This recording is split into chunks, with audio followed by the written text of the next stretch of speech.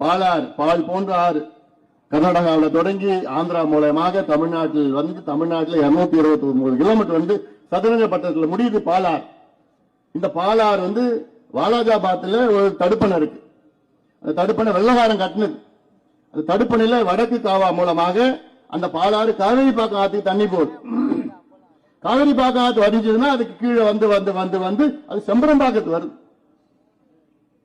செம்பரம்பாக்கத்தில் தண்ணி நம்ம எல்லாம் குடிக்கிறோம்.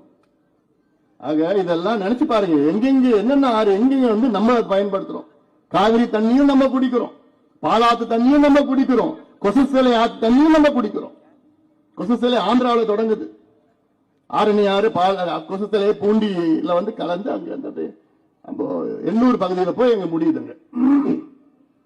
ஆக இதெல்லாம் நாம் பாதுகாத்துக் கொள்ள முடியாத ஒரு சூழல். காரணம், எந்த மண்ணும் தெரியாத ஆட்சி நடந்து கொண்டிருக்கிறது.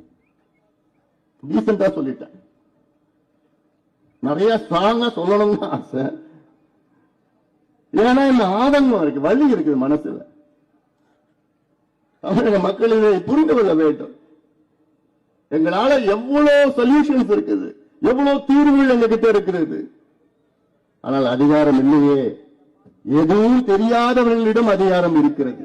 ஒண்ணுமே தெரியாதவர்களிடம் அதிகாரம் கொடுத்திருக்கிறீர்கள்.